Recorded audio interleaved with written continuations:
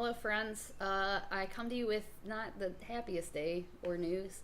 For those that don't know, I live in the state of Missouri, from St. Louis, which is a badass city and a real fucked up state.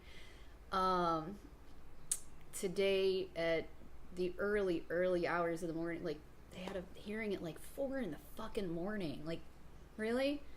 They passed a pretty draconian abortion ban in my state, much to the chagrin of pretty much everyone I know. I'm lucky to be surrounded by a lot of progressive, like-minded people. Um, and I'm, as many of you know, a huge Ani DiFranco fan. Reading her memoir right now. Here it is. It's really good. And I'm a couple hundred pages in.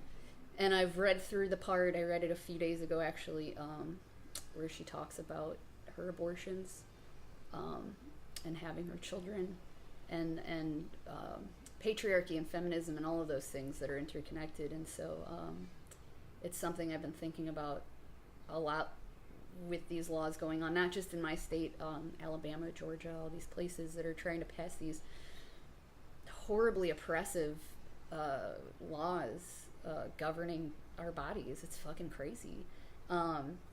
And I just kept thinking about this section of the book today, and so I thought that I would read to you from this book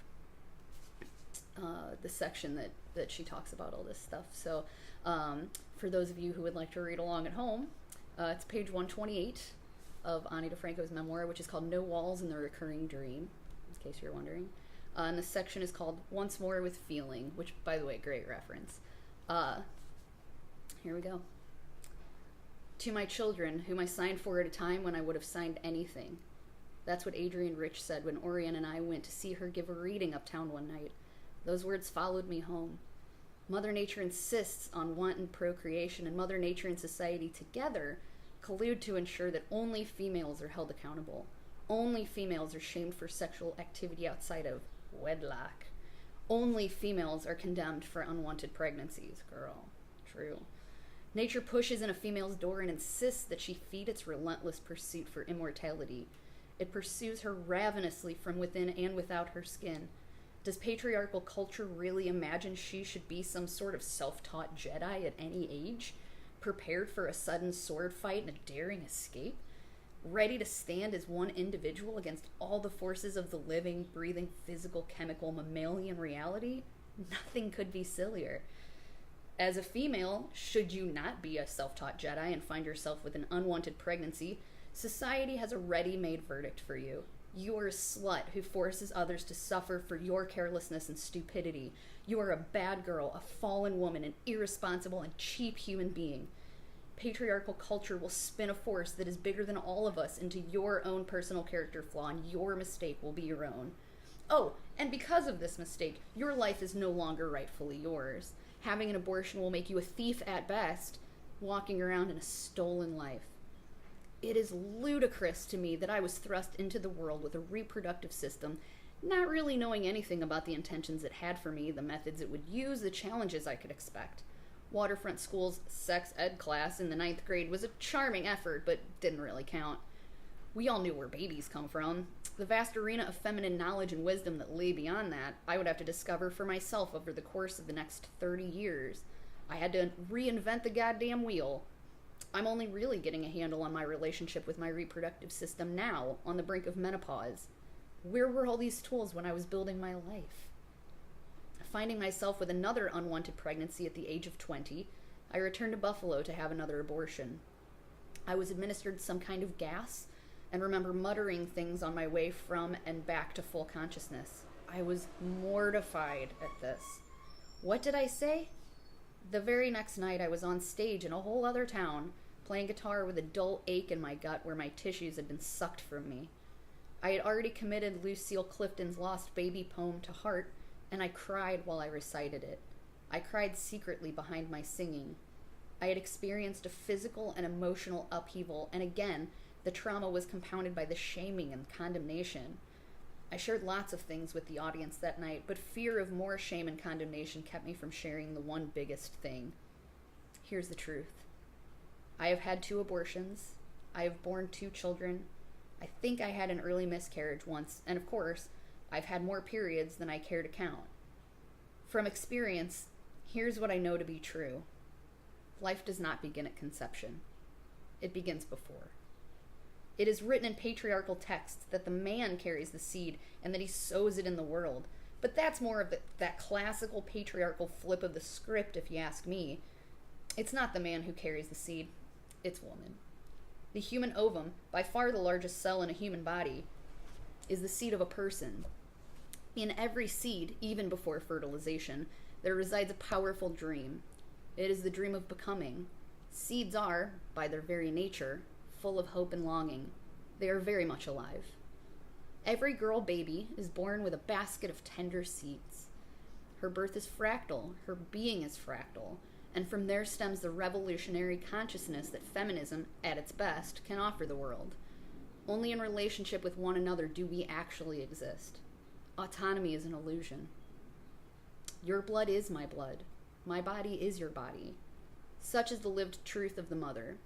The advancement of feminism and the emancipation of women is necessary, if only to break the masculine trance of separateness and individuality, or at least to provide an adequate counterweight.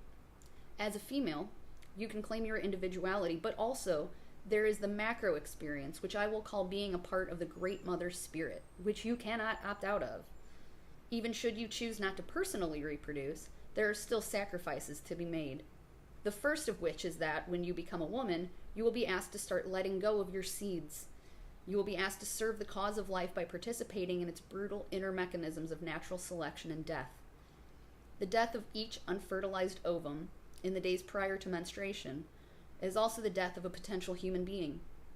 On some level, it is felt as such by the woman whose death it also is. When a human seed gives up its dream of life and dies, there is some measure of reckoning to be done by the Great Mother Spirit.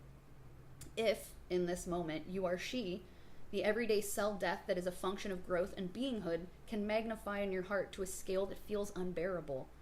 The world spins dark. The woman whose job it is to reach into her basket of dreams and let one die every month may become angry and resentful. She may rage at the world. She may sob. In medical science, this physical and spiritual experience of grief is called PMS, and culturally it is seen as proof of woman's irrationality and hyper-emotionalism.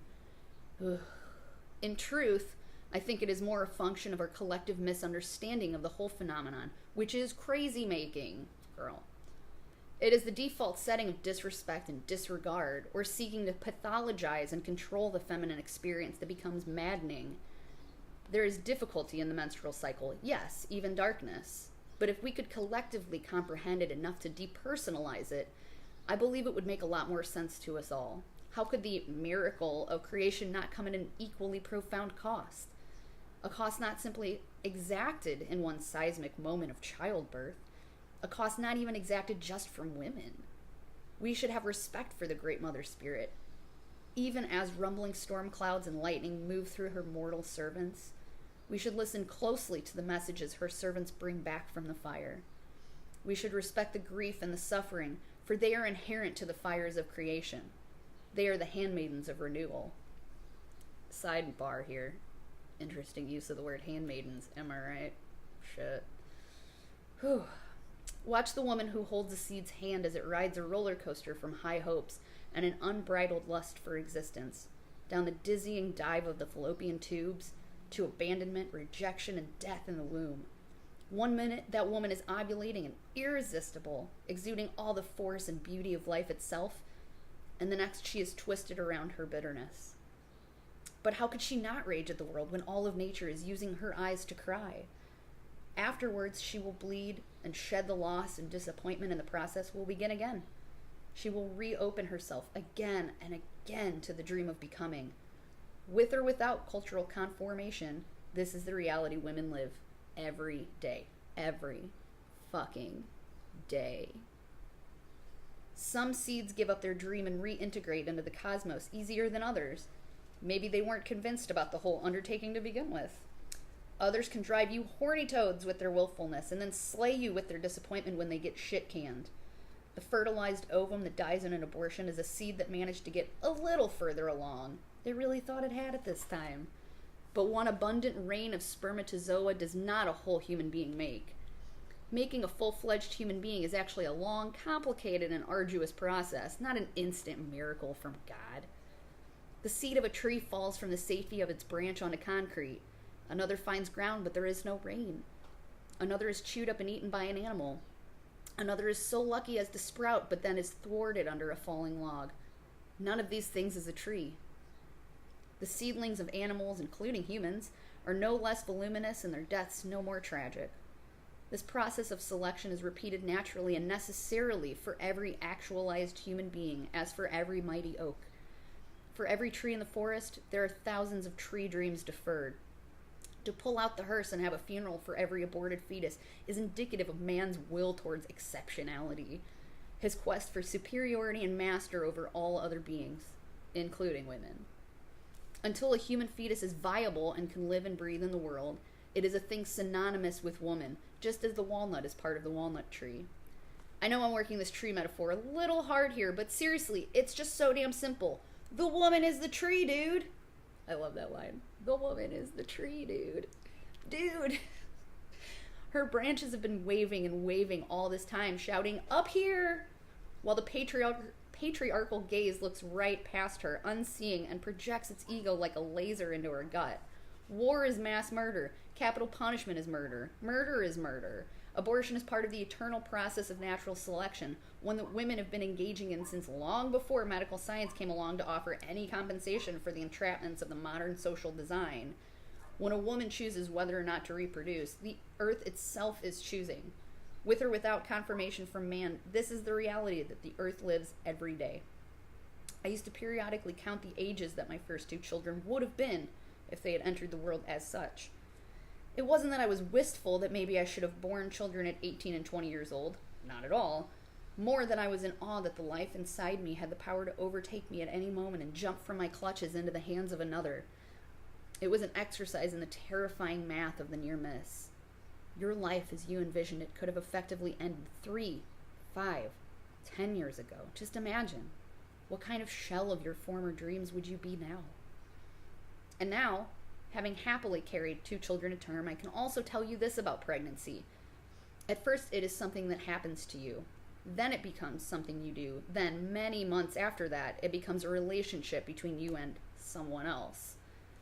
Taking the position that a 2-celled zygote has more liberty and agency, more of a right to become itself than the woman who carries it, that is the real tragedy.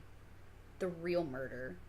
For man to be unable to acknowledge the full humanity of a woman and instead to project his own ego onto a partially formed fetus hidden in the lining of her most central core being shows the deep deficiency of perception created by patriarchy.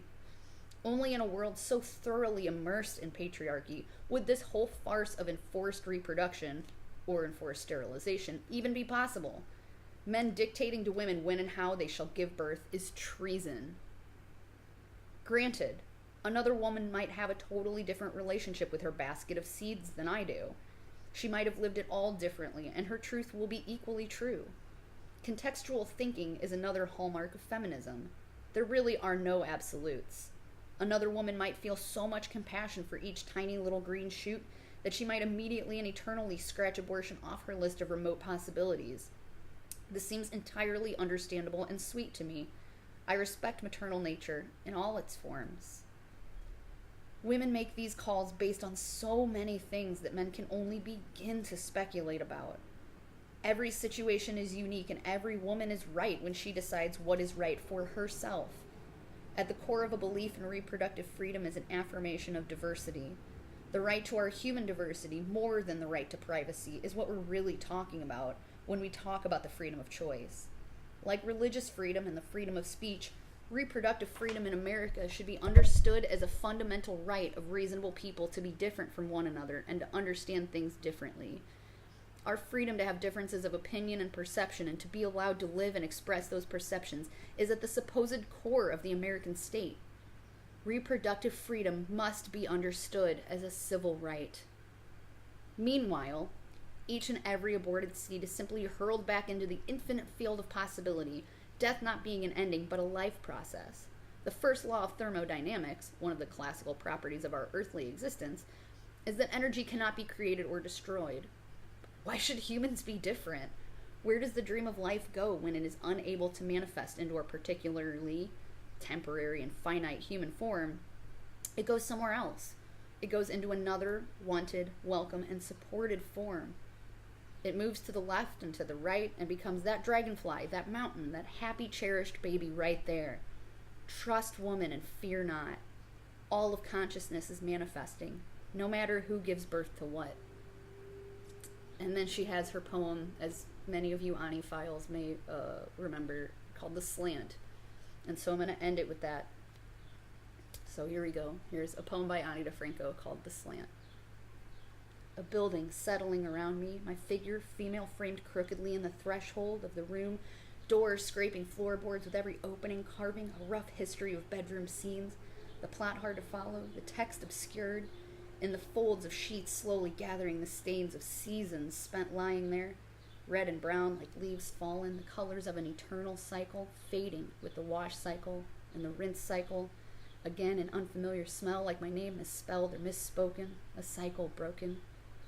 The sound of them strong, stalking, talking about their prey like the way hammer meets nail, pounding, they say, pounding out the rhythms of attraction, like a woman was a drum, like a body was a weapon, like there was something more they wanted than the journey, like it was owed to them. Steel-toed they walk, and I'm wondering why, this fear of men?